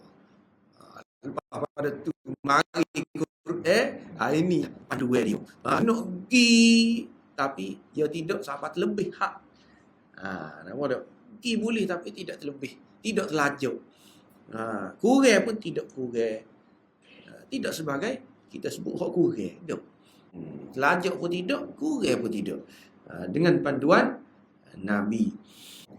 Contoh mudahnya, apabila kita disuruh bersuci. Suruh bersuci sebelum semaya. Lagu mana? Nak semaya ni kena bersuci dulu. Tapi tak tunjuk lagu mana cara nak bersuci. Agak-agak lagu mana kira-kiranya tu. Nak bersuci. Maka macam-macam lah. Kalau suruh kepada akal lah. Bersuci kat kira-kira. Cuci dah kita. Cuci dah lah. Kalau tak ada air nak lagu mana nak bersuci. Kalau tak ada air. Kalau suruh kepada akal lah. Kalau tak ada air. Hak paling cuci kat kira-kiranya, ambil lah. Kita kata tisu-tisu basuh tu tu. Kalau lo ni tisu basuh, sapu-sapu dengan tisu basuh. Jadi dia apa kita kata pergi cari tanah tu. Pergi cari tanah. Tidak. Tisu basuh. Itu lebih cuci lagi kalau nak kira tu. Bersuci lagu mana? Kalau kita pakai kasut dah, tak payah basuh dah lah. Bersuci. Hak kenanya mana kita kena. Kasut tak ada, kita buka kasut. Tak payah basuh dah lah. Muka kaki kita tu dalam kasut. Hak kena kotornya mana tangan kita. Tangan lah basuh. Apa basuh sampai ke lingo-lingo je tu. Sampai apa ni, rambut-rambut sapu tu apa. Kalau nak kira mana tu. Masing-masing akan mengambil apa yang sesuai dengan akal dan juga logik mereka. Tak serupa di situlah. Itu kalau nak kira bersuci saja dah. Pecah macam-macam dah. Cara masing-masing. Kalau tak ada panduan daripada Rasul. Dan juga ni disebut minnah, kurnia Hatta Rasul ni kurnia kepada kita apa? Untuk kita nak menjalani hidup ni, kalau serah kepada kita tak tahu. Serah kepada akal tak tahu. Usah ke benda-benda besar tak. Makan pun kita tak tahu. Hak mana boleh makan. Hak mana tak boleh. Serah kepada akal ke. Tapi kalau ada Nabi tunjuk, ada benda boleh, ada benda tak boleh. Kalau tidak, buat apanya? Kita kata makan, mampu juga dah. Cuma hak ni dengan cara kita katok kepala dia, kita gepih tekuk dah. Hak ni dengan cara sembilan, sama-sama mampu. Kalau nak kira. Makan dia mampu belakang. Tapi ada hak dia. Nabi ajar tu dah. Hak dia lagi mana? Iaitu tak boleh. Gepih ke hatuk dinding tu. Maka mampulah. Air tu, itik tu. Tak boleh gitu. Dia kena sembelih. Sembelih pula kena dengan hak tajam. Tidak makan ni tu duk. Ada cara-cara dia. Hak ni siapa dia ajar belakang ni? Nabi belakang. Akal kita kalau kita fikir situ saja tak apa dah. Nak makan sendiri pun dah. Tak boleh sebab tu ada macam-macam dah. Cara sembelih tu lain dah. Cara nak mematikan binatang tu lain dah. Kalau tidak dengan panduan daripada Nabi. Hak mana hak betul tak tahu. Tak ada panduan. Tak ada siapa goyak. Kalau kita kata hak kita paling betul sekali tak, siapa dia nak ikut? Cara kita sebenarnya paling betul sekali. Iaitu lagu mana? Itu dengan cara pacung. Gerak pacung tak? Ayah ni kat pakai kerak. Bukan sembelih. Kerak ada. Ku kata. Cabut paling lalu. Cara kita paling betul. Adakah orang akan ikut kita belakang? Tidak. Kecuali kalau atas dasar agama. Atas dasar agama ni tak kira tu. Orang tu orang mana, bangsa gapo, dia akan bersatu belakang situ. Sembelih belakang tak kira. Dia orang Cina ke, dia orang India ke, dia duduk di kita duduk Malaysia, dia duduk India, dia duduk di Eropah. Kau sembelih belakang. Itu cara dia. Itulah kita panggil kesatuan. Umat yang satu. Umat Islam ni bersatu dari sudut tu. Sama, serupa belakang. Cara dia. Dan hak tu lah kira-kiranya bagi kita hak paling betul sekali. Tak ada dah. Boleh jadi hak dia betul. Boleh jadi pacung tak dia tak betul. Boleh jadi karek ke hak paling betul. Tak ada dah. Hak kita tu lah. Kira-kiranya hak tu lah hak kita tu hak paling betul sekali. Dan yakin dengan benda tu start daripada kita kata start daripada kecil sampai ketua pun lah ketulah. Orang Islam. Sebab apa jadi gitu tu? Sebab Nabi itulah. Diutuskan Nabi. Seterusnya, yatlu alaikum ayatina. Membacakan kepada kamu ayat-ayat kami. Hak ni sebenarnya kita sudah jumpa dah yatlu alaikum ayatina ini. Kita sudah jumpa di dalam doa Nabi Ibrahim tu. Doa Nabi Ibrahim sebelum daripada ni ayat yang ke-129 tu. Rabbana wa ba'ath fihim rasulan minhum yatlu alaihim ayatik. Yatlu alaihim ayatik, yang membacakan kepada kamu ayat-ayat engkau. Kita sudah jumpa dah, cuma di sini ditambah lagi lah. Yatlu alaihim ayatik, membacakan kepada kamu ayat-ayatmu. Ayat-ayat kami ni ada, kira-kiranya ada dua. Yang pertama, ayat ni dia membacakan kepada kita ayat-ayat, membacakan kepada kamu ayat-ayat kita, iaitu ayat-ayat tanda-tanda kebesaran. Paling utama sekali, tanda-tanda kebesaran dan keagungan Allah. Hak tu mula-mula sekali. Dengan cara lagu mana? Dia ada dua. Yang pertama dia panggil ayat kauniyah. Dengan cara menunjukkan, dengan cara kita tengok. Macam mana kita nak tahu keagungan Allah? Iaitu dengan tengok alam lah. Tengok laut luahnya, maka betapa agungnya Allah. Tu tu. Tengok laut. tengok bukit pun lagu tu juga. Itu kita panggil ayat kauniyah. Dan dia lagi tak nanti kau tengok luar ni. Dalam Quran sebut wa fi anfusikum afala tubsirun. Tengok kau diri kita. Tengok diri kita. Itu tanda, gambar tanda kekuasaan Allah, keagungan Allah. Tengok diri kita. Iaitu gapo? Sebagai contoh kita kata buah pinggir. Tuhan bagi tu. Betapa berharganya orang nak tahu buah pinggir kan? Kena tanya orang hok sakit buah pinggir dah. Hok dialisis. 2-3 kali seminggu tu. Dia tahulah berharganya benda tu tu. Tetapi Tuhan bagi kepada kita gitu je, free. Kalau nak bayar lah, kira-kiranya supaya dialisis lah. Berapa dah sekali-sekali buat tu? Beratus ribu juga dah. Tu pun kalau nak kira tidak sempurna. Tidak sempurna, ya kena buat pula. Kena buat pula dah. Kena apa ni? Hak dialisis tak boleh salah makan kalau nak kira dak bila dialisis pun kalau salah makan dia jadi lalu. Mari lalu nyakit tu. Tapi buah pinggir tu hai bagi ni duk gitulah. Kita kan 20 tahun, 30 tahun pun tak ada seragam apa. Maka marilah kepada kita betapa pemurahnya Allah. Gitu dah. Tengok kepada diri kita. Murahnya Allah ni dah. Betapa Tuhan ni razaknya. Dia ni dah. Kita tengok. So benda bagus dah. Pada diri kita tak tengok benda-benda lain lagi. Itu kita panggil ayat kauniyah. Yang satu lagi ayat dia. Ayat syar'iyah. Ayat syar'iyah ini maksud dia hak Tuhan royak. Tuhan tunjuk dalam Quran. Hak tadi kita boleh perhati sendiri dah. Kita perhati sendiri hak ni Tuhan tunjuk kekuasaan Allah dengan cara lagu mana. Dengan cara dia boleh menghancurkan kalau kaum-kaum sebelum daripada ni hak lebih kuat. Tuhan sebut dah lebih kuat daripada kita.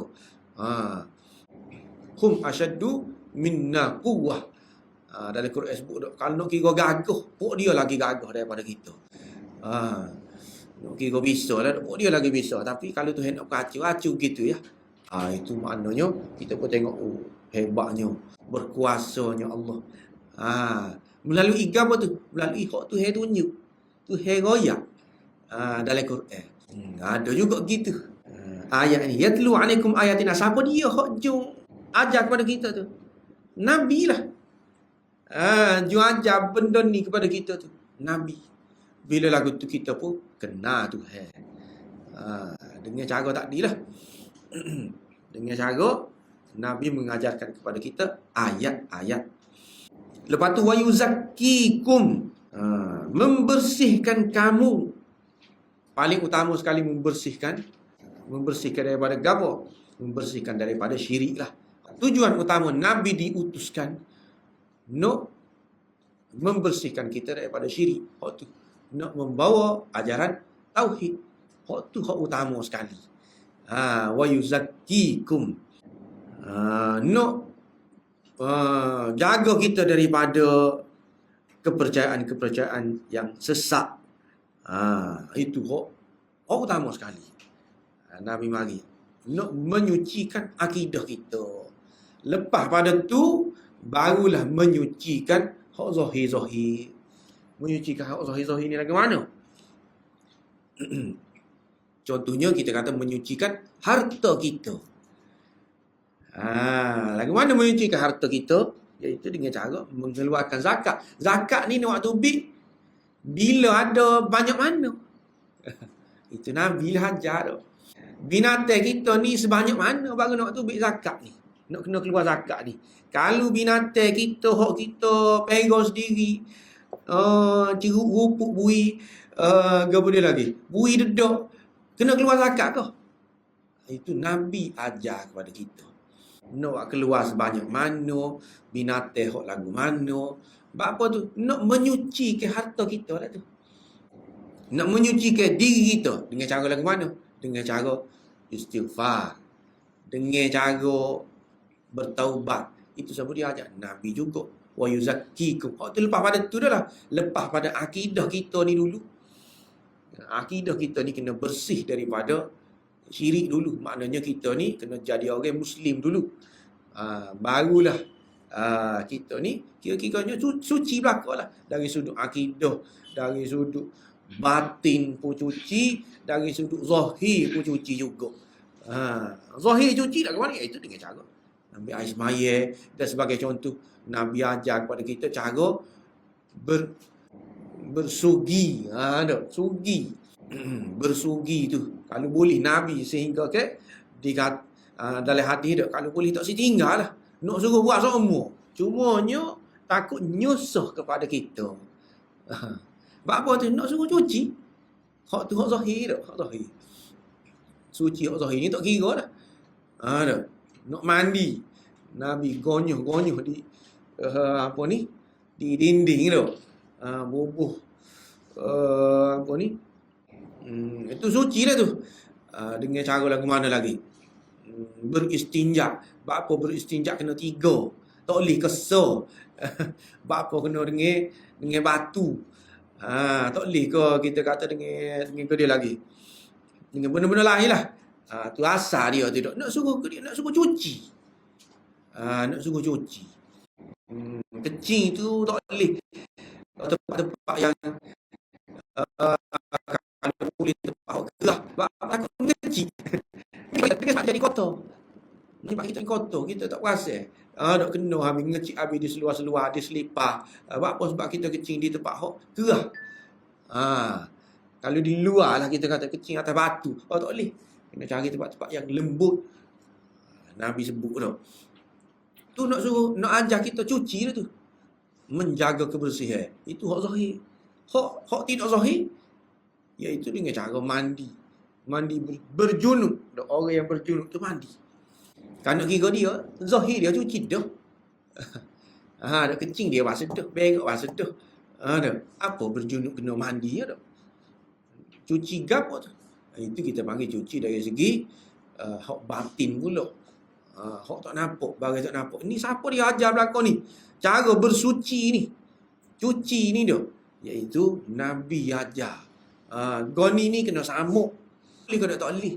Dia kena samuk. Samuk tu cara menyucikan kulit sebagai contoh tu. Dia ajar. Yuzakikum, ajar belakang. Cara nak suruh kita jadi seorang yang bersih. Dengan cara lagu mana? Dia bawa syariat. Tadi itulah syariat. Syariat tu pula sama ada dia membawa kepada kebaikan secara mutlak. Kebaikan secara mutlak ni lagu mana? Kebaikan secara mutlak. Hak Nabi ajar ni ada ketikanya memang benda tu molek. Secara total kita kata. Contohnya menyembah Allah. Itu tak lagi dah. Memang molek. Memang benda yang baik. Dari segi hikmah dia organa tu tak usah kira lah dah. Ni kita panggil molek secara mutlak. Ataupun benda yang lebih banyak kebaikan dia. Kebaikan dia lagi banyak daripada keburukan dia. Maka Nabi bagi. Sebagai contoh kita kata ke dia. Sebagai contoh, cerah lah. Cerah ni ada tak molek? Ada. Hak tak molek dia ada. Tapi hak molek ada juga. Hak mana lebih banyak? Molek kau tak molek? Kira-kiranya kalau Nabi bagi, syariat bagi tu, kira-kiranya hak molek banyak lah tu. Berbanding dengan hak tak molek tu, hak molek lebih lagi. Maka syariat bagi. Okey, begitu juga. Ataupun menolak keburukan secara mutlak. Menolak keburukan secara mutlak ni ke dia syariat. Syariat menolak keburukan secara mutlak. Hak Nabi ajar, iaitu menyembah berhala sebagai contoh. Membuat benda-benda yang dosa besar. Hak ni memang tak bui.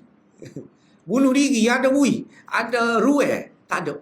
Memang tak bui sebab memang tak molek. Tak molek dulu. Ada. Dia pakai tak bui. Ataupun soal lagi, yang lebih banyak keburukannya. Lebih banyak keburukan pun tak bagi juga. Hak tadi hak memang tak molek tu dah. Hak ni banyak keburukan dia. Banyak keburukan dia. Sebagai contoh kita kata aruk. Aruk ni baik dia pun ada, okey. Kebaikan dia. Tapi keburukan dia lebih banyak. Berbanding kebaikan maka syariat tak bui. Syariat tu ke dia Nabi ajarlah, maka Nabi tak bui. Ini semua nak suruh kita bersih lah ni. Nak suruh membersihkan kita, menyucikan juga, bermaksud Rasul menyuruh kamu melakukan ataupun meninggalkan perbuatan-perbuatan tertentu yang menjadikan kamu suci di sisi Allah. Sebab tadilah Nabi suruh buat goni, Nabi tak bui kita buat goni, dengan tujuan nak suruh kita cuci kita suci di sisi Allah, hak tu paling utama, dan juga suci zahir kita lah. Seterusnya, wa ya'allimukumul kitaba wal hikmah, mengajarkan kepada kamu Al-Quran dan juga wal hikmah. Hikmah ini kebijaksanaan. Kebijaksanaan ini dalam dia kata, dalam banyak tafsir dia kata hadis. Kitab juga dia Quran, mengajarkan kepada kamu Quran dan juga hikmah, hadis. Nabi dah tu ajar kita hadis. Hadis juga dia perbuatan dia tu lah, kata-kata dia. Di sebalik perbuatan dan juga kata-kata Nabi ada hikmah, kebijaksanaan. Kebijaksanaan lagu mana? Apa yang bijaksana? Sebagai contoh, kita kata sebagai contoh mudah perbuatan Nabi, kata-kata Nabi. Cuba kita bandingkan dengan perbuatan kita lah. Kita buat apa? Buat sesuatu lah, buat kerja. Kita buat kerja, maka kita pun boleh upah dah. Upah berapa riyal? Kita kata 50 riyal lah. Buat kerja sehari, pagi sampai petang tu, bolehlah 50 riyal. Boleh 50 riyal tu boleh beli apa? Sebagaimana kita maklum lah beberapa benda tu. Itu kita buat kerja. Boleh banyak tu. Ataupun bolehlah lagi. Bolehlah 1000. Banyak dah tu. Sejak 1000. Kita boleh. Ataupun ada ketikanya kita buat satu-satu benda tu kita tak boleh. Buat satu-satu kerja kita tak boleh. Apa? Ada juga orang panggil letih saja tu. Letih saja. Ada kita punyalah kita. Iya, berusaha nak buka kedai lah. Sebagai contoh tu. Orang yang nego ni dia tahulah benda tu tu. Buka kedai ni bukannya benda yang seni, payah.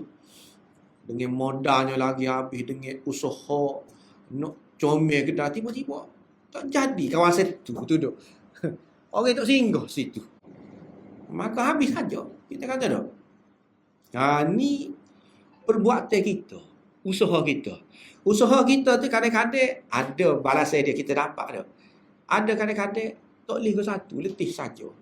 Usaha kita bertahun-tahun, bankrupt. Tak ada. Berbanding dengan kalau kita kata hikmah. Hak Nabi goyak. Hak Nabi goyak ni sebagai contoh kita kata gam. Sebagai contoh. Nabi kata kalau kamu hari Jumaat, lepas mari tu. Hari Jumaat kamu mandi. Kamu pakai minyak wangi. Kamu pakai pakaian yang terbaik bagi kamu, dan juga kamu pakai minyak wangi. Kamu pergi jemaah, kamu semaya dulu. Gapo-gapo lah sebelum daripada Tok Khatib berkhutbah. Kamu tak lakah teka orang. Maknanya tidak menyakiti orang lah dalam hadis sebut. Lepas tu kamu bila Tok Khatib duk khutbah, kamu senyap. Kamu duk dia dengan molek. Sehinggalah habis maya. Maka Jumaat kamu tu, hak kamu buat tadi tu, disebut kamu akan dapat balasan setahun. Setahun ajru qiyamiha wa siyamiha. Disebut kama qala lagu tu lah dalam hadis, setahun pahala kamu sembahyang malam dan kamu puasa. Setahun sembahyang malam dan puasa. Gila dah. Setahun boleh. Dengan cara buat lagi jaga benda-benda gitu, kita kata kecil dah. Kecil. Tapi boleh tu kita mau.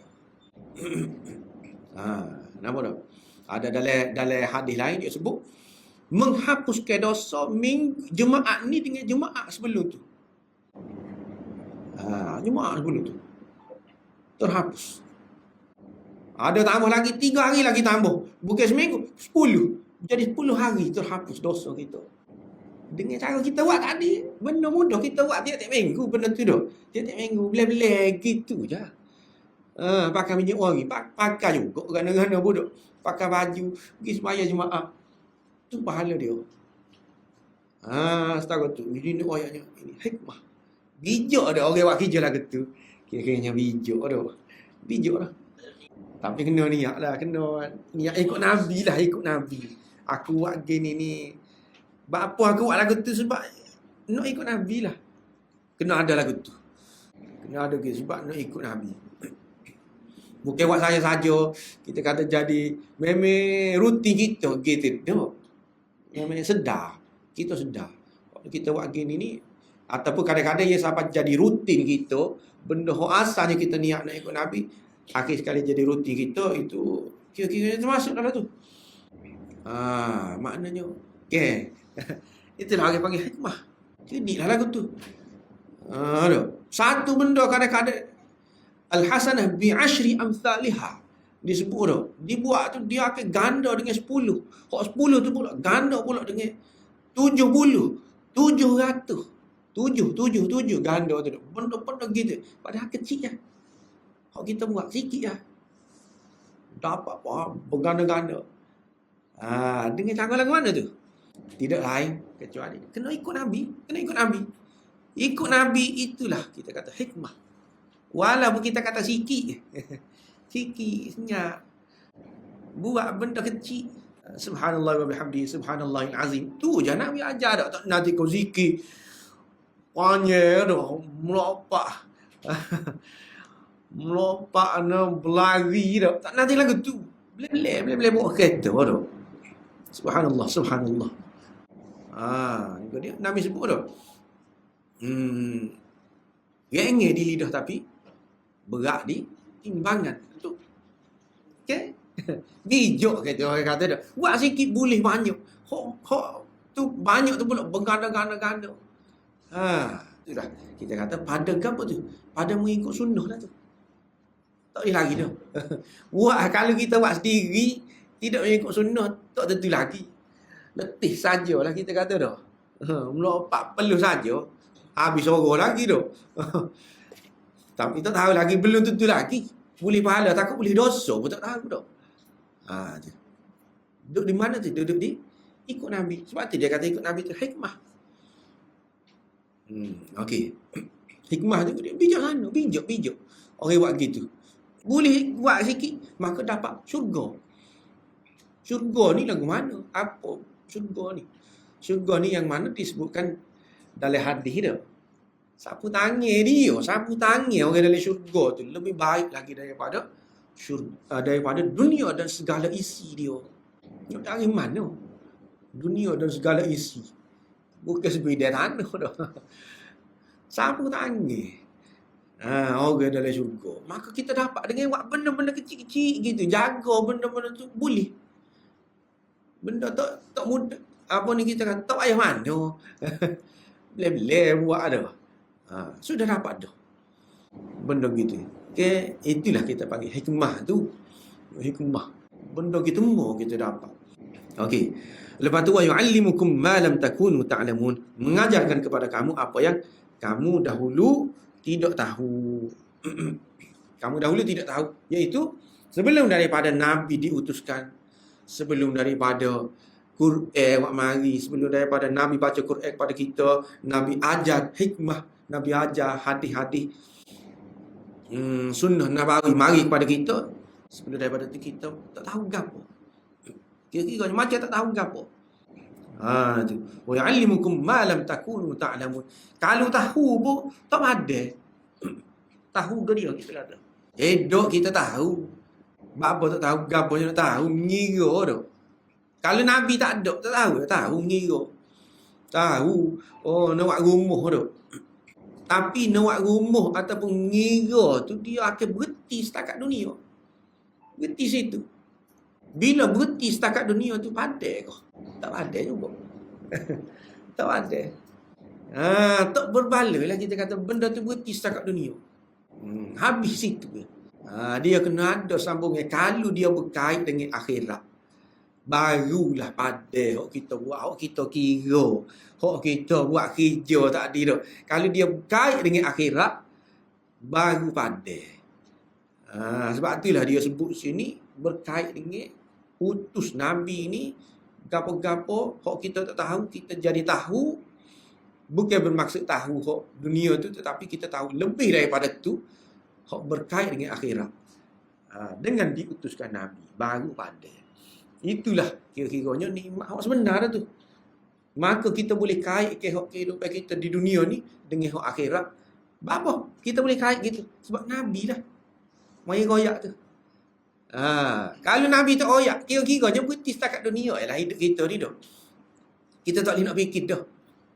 Nanti ada pahala, nanti ada syurga, nanti ada balasan, nanti ada kira ni, mizan, timbangan ke apa ni. Bolehkah kita nak fikir benda-benda tu?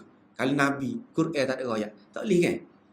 Bermakna, kita akan bersungguh untuk habis. Setakat hidup ni je lah. Dan bila kita buat benda setakat hidup, tak pandai. Kira-kiranya. Tengok tak?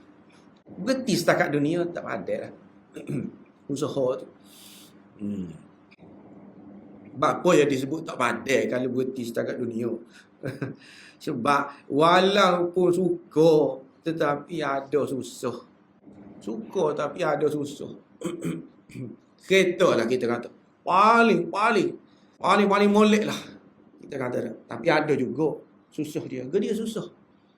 Kalau kata dunia ni dok. Susah dia ni kita kena borok.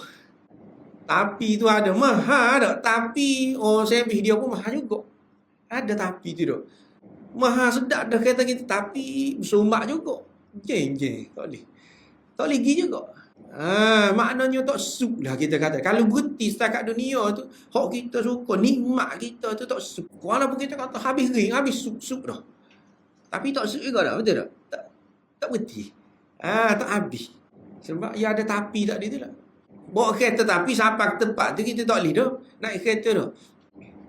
Kalau pergi di zoo juga tak boleh dah. Kereta mahal pun tak boleh masuk. Kena berhenti, kena jalan. Masuk. Panas lah. Peluh dah lah. Kita kata dah. Tak ada dah, tak boleh. Dia ada hak dia. Kalau berhenti setakat dunia lah kita kata. Habis ni pun. Apa ni? Tak suka juga. Berbeza dengan kalau dia pergi siapa kau syurga ni kan tak ada dah letih, tak ada tapi lah kira-kiranya dah. Kalau suka nikmat kan nikmat. Hak tu baru pandai. Siapa mari ajar benda tu? Iaitu dengan Rasul tadi itulah. Itulah nikmat yang kita kata besar, yang membezakan kita daripada orang-orang lain ni. Hak tidak terima Rasul kat kira-kiranya nikmat dia setakat tu. Kat kita kata ada. Hak dia boleh dunia. Orang hak tidak terima Rasul tu dah.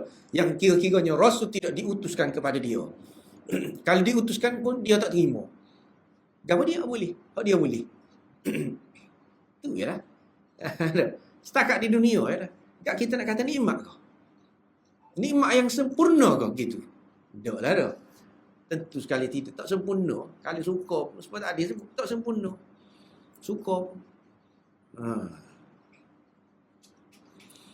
Nikmat yang paling sempurna ialah dengan diutuskan Rasul kepada kita. Dia ajar benda-benda tadi itulah. Yang mana kita dapat tahu apa yang kita tidak tahu. Jadi rasanya setakat itulah dulu. Kita untuk kali ini cumanya di sini ada sedikit-sedikit sebenarnya kesenian. Kesenian lah tu. Kita royaklah sikit kesenian dia. Dalam ayat ni, kalau dalam doa Nabi Ibrahim itu dia sebut kalau kita tengok dalam apa ni, menurut hadis dan juga athar, ada doa Nabi Ibrahim itu ke, Rabbana wa ba'ath fihim rasulan minhum yatlu alaihim ayatik wa ya'allimuhumul kitab wal hikmah wa yuzakkihim kan. Ayat surah Al-Baqarah 129. Wa yuzakkihim tu dia tak ngelah ke. Kalau dalam ayat ni, kama arsalna fikum rasulan minkum yatlu alaikum ayatina wa yuzakkikum. Lepas tu baru wa ya'limukumul kitab wal hikmah wa ya'limukum ma lam takunu ta'lamun wa ya'limukumul kitab wal hikmah, lepas pada wa yuzakkikum. Kalau dalam doa Nabi Ibrahim, wa ya'limuhumul kitab wal hikmah wa yuzakkihim. Dulu kemudian apa tu? Kesenian lah kita sebut sikit lah. Antara sebab dia, ulama tafsir sebut, dia kata dalam doa Nabi Ibrahim tu yuzakkihim, menyucikan mereka tu, dia tak ngelah, sebab itu mengikut perbuatan. Mengikut perbuatan. Perbuatan lagu mana? Rasul diutuskan. Lepas tu dia pun baca ayat-ayat, baca ayat Quran, mengajarkan Quran, mengajarkan hadis. Lepas tu barulah orang ni jadi cuci. Menyucikan mereka ni dari segi perbuatan. Barulah orang itu cuci. Nampak tak? Hak ni, kama arsalna fikum rasulan minkum yatlu alaikum ayatina wa yuzakkikum. Mengutuskan rasul. Di sini apa di letak dulu yuzakki, cuci tu letak dulu, sebab ni dari segi matlamat. Matlamat rasul diutuskan nak suruh gapo? Nak suruh kita ni cuci. Nak suruh kita suci. Nak suruh kita suci. Tapi nak boleh kau suci tu lah kau mana? Dengan cara belajar Quran, belajar hikmah. Hak tu duduk mana? Duduk dalam doa Nabi Ibrahim tu. Dia kena dari segi perbuatan kena gitu dulu. Belajar Quran, belajar hadis, barulah kita semakin lama semakin bersih, semakin suci. Di sini dalam ayat ni 151 ni suci. Baru belajar Quran, belajar hadis dan sebagainya tu dah. Wa ya'allimukumul kitab wal hikmah, mengajarkan kepada kamu kitab dan juga hikmah, sebab matlamat utamanya nak suruh kita cuci. Tujuan diutuskan rasul nak suruh suci. Bapa nak suruh suci? Sebab kita ni nak masuk ke dalam syurga. Nak suruh suci tu apa? Nak masuk dalam syurga. Syurga ini dia tidak layak dengan benda-benda yang kotor. Kotor tu apa? Kotor saya dosa. Dosa ni kan kotor. Dalam hadis sebut dah. Setiap kali seorang tu buat dosa, akan titik dah. Itai. Kotor dia tu. Lama-lama kau banyak. Kalau dia tidak tobat kan. Kotor dia sebut. Maknanya orang nak masuk dalam syurga ni dia tak boleh kotor. Kalau ada juga lah ke mana? Ada dosa tu tak. Kena cuci dulu. Kena cuci ni dengan cara lah ke mana? Boleh jadi masuk neraka dulu. Masuk neraka selama-lama mana? Tak kira lah nak sampai dia cuci bersih dulu. Barulah dia boleh masuk ke dalam syurga. Ni matlamat diutuskan Rasul. Nak suruh kita suci, nak supaya kita boleh masuk syurga. Okey. Itu yang pertama. Yang seterusnya, asal lagi kesenian dia dalam ayat ni. Ayat Quran ni yang memang gitulah. Dia ada. Kita kata dia ayat, susunan ayat dia ada rahsia. Dan juga pengguna perkataan itu ada rahsia dia. Contoh di sini kita tengok selagi. Kama arsalna fikum rasulan minkum yatlu alaikum ayatina wa yuzakkikum wa yu'allimukumul kitaba wal hikmah. Mengajarkan kepada kamu kitab dan hikmah. Lepas tu dia pun wa yu'allimukum ma lam takunu ta'lamun. Yu'allimu tu dia ulang dua kali. Kan? Yu'allimukumul kitab, yu'allimukum.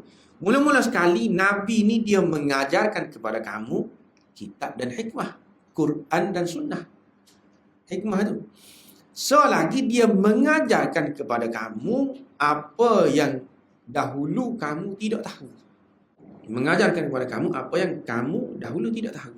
Dua mengajar tu. Kalau mengikut bahasa Arabnya, kira-kiranya padesa pun tak apa.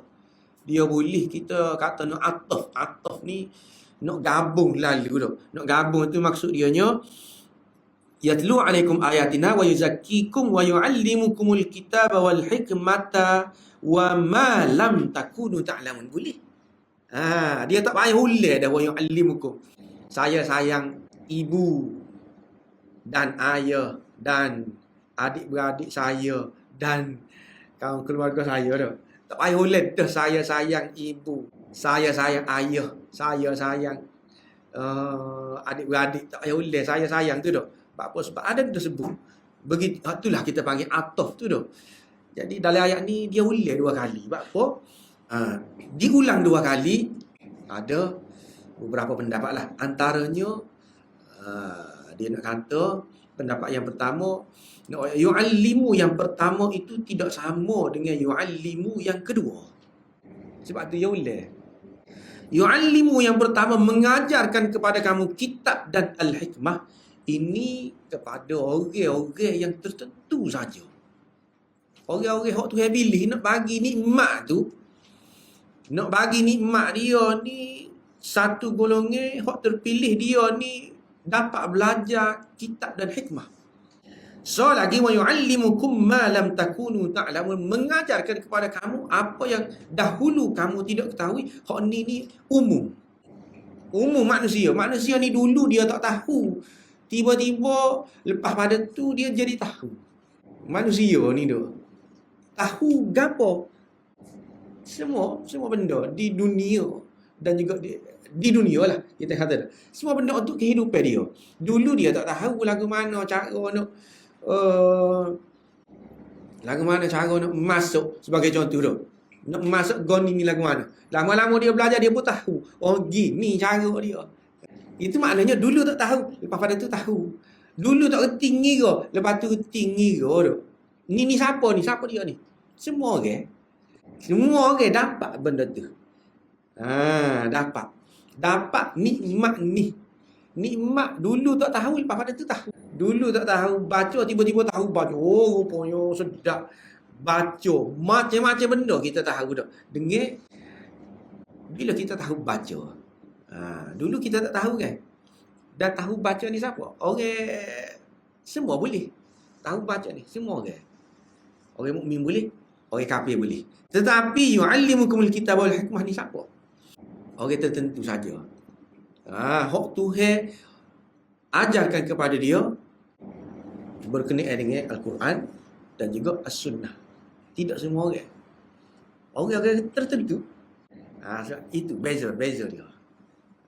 Dia ulang 2 kali. Yu'allimu. Sebab jenis dia lain. Jenis yang pertama tahu benda-benda yang tertentu. Jenis yang kedua tahu juga tapi tahu umum. Secara umum. Kepada semua orang. Tahu segala benda dalam hidup dia. Dulu dia tak tahu. Sebagaimana ayat wallahu akhrajakum min butuni ummahatikum la ta'lamuna syai'a. Allah mengeluarkan kamu daripada perut ibu kamu ni tak tahu gapo. Pada ketika mula-mula beranak tu dak. Wa ja'ala lakumus sam'a wal absar wal afidah. Lepas pada tu baru Tuhan bagi pendengaran, penglihatan, bagi mikir, bagi akal kepada kita, la'allakum tashkurun, supaya kita bersyukur. Dulu kita tak tahu, lepas pada tu kita tahu. Itu satu nikmat. Dan satu lagi nikmatnya, dulu kita tidak tahu tentang Quran dan Sunnah. Lepas tu kita tahu. Itu juga nikmat yang khusus kepada orang-orang yang tertentu lah. Jadi itu antara kesenian dia. Rasanya setakat itulah dulu untuk kali ini. Wallahu a'lam. Alhamdulillah. Kalau ada muskilah, ada soalan-soalan tanya boleh secara bertulis boleh. Kalau berkenaan dengan ayat ni lah. Kalau tak ada anda satu soalan Ustaz, InsyaAllah boleh. Sila. Ayat ni, kama arsalna fikum rasulan minkum yatlu alaikum ayat. Dia guna perkataan yatlu. Dan kita dapati dalam ayat lain, kalau dalam Al-Quran dia guna yatlu. Sedangkan Ustaz cakap macam itu dapat ya ikrar. Ikrar bismillahirrahmanirrahim. Khalaq. Sepatutnya Kalau bukan pada Quran tak ada kalau dia tu. Apa Allah dan Quran jadi guna tidak guna yang Quran banyak Quran. Okey. Sebenarnya hak ni kita sudah jumpa dah rasanya sebelum daripada ni lah hak di dalam doa Nabi Ibrahim sebelum daripada ni rasulam minhum yatlu alaihim ayatik, dia guna yatlu juga kan. Jadi yatlu ni maknanya kita kata dia baca sebutir-sebutir, baca sosok sepertulah. Ini menunjukkan dari satu sudut Nabi ni dia tidak tinggal. Kalau sebagaimana Jibril ajar gitu, maka lagu tu lah dia baca. Tuhan nak gitu-gitulah dia sapa. Yatlu ni kita kata betul-betul lagu tu dengar, sama ada dengan kita faham makna dia ke ataupun kita tidak faham ke, itu yatlu. Maknanya berturut-turut.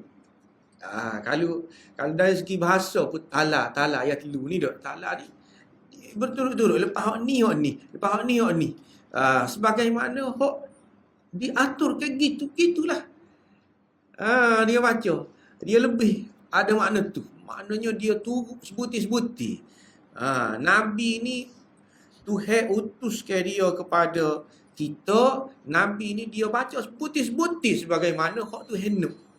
Sebutir-sebutir sebagaimana hak Jibril ajar ke dia tak ada tinggal. Dia tak ada susu. Kalau dia sapa perabi. Itu makna yatlu. Tidak kata secara berat, kita susu dah ni, kita tak seroyak lah lagi hak ni. Tidak. Lagu tu Jibril ajar, lagu tu lah dia baca. Ini makna yatlu alaikum ayatina. Ayat-ayat kita tu maknanya ayat-ayat Quran lah. Ayat-ayat Quran tu Nabi baca gitulah sebagaimana yang diturunkan kepada dia. Seperti kita kata tilawah. Tapi tilawah kita ni lain pula tak tilawah. Tilawah tu gitulah. Baca sebutir-sebutir sebagaimana yang disuruh. Dia sapa lagu tu. Itu yatlu. Dia lebih lagi daripada qiraah. Qiraah pun baca juga dah, tetapi dia tidak berturut-turut gitu. Berturut-turut, huruf demi huruf, ayat demi ayat. Ni gitulah. Dia ada makna tak susu. Tidak tak serupa langsung, tidak tak serupa walaupun sikit tak ada. Serupa gitu betul-betul. Turut betul-betul lagu tu. Itu yatlu. Nampak tak? Rasanya kita cuba dah kan. Yatlu alaihim ayatik. Ini merujuk kepada Nabi lah ni. Nabi ni sifat dia gitu. Amanah dia, merujuk kepada amanah. Amanah dia menyampaikan ayat-ayat Quran hak Tuhan suruh sapa. Dia ni baca je. Tuhan suruh baca lah. Tak kira faham kau tidak dak. Baca semacam dak. Tuhan suruh sapa kita gitulah. Faham tidak itu bab lain kita kata, tapi yang tu lagu tu. Rotil ni baca molek. Rotil Quran tertila ni baca molek, baca jangan gaduh, jangan tinggal panjang pendek, itu rotil. Baca dengan apa ni? Baca molek lah kita panggil. Talayat dulu ni baca dengan tak ada baca serupa. Serupa diajar itu talayat dulu. Rotil ni baca dengan tartil lah kita. Baca dengan tertib, dengan tepat berhenti. Dengan tajwid, dengan molek. Ada farak lagu tu? Ada. Ayat dulu ni boleh jadi baca cepat pun yalah juga dah. Ayat dulu. Tapi kadang-kadang pun serupa. Serupa hak diajar, serupa tu. Serupa hak Jibril ajar lagu tu lah. Cumanya boleh jadi dia baca cepat dah. Tapi rotil ni tidak. Rotil ni baca dengan molek. Baca dengan kau dia kita kata anju. Gitulah. Rotil dengan tertil, dengan cukup. Taranum, bukan taranum dok kita kata gitu ya. Macam molek lah, macam molek. Ha, tertib.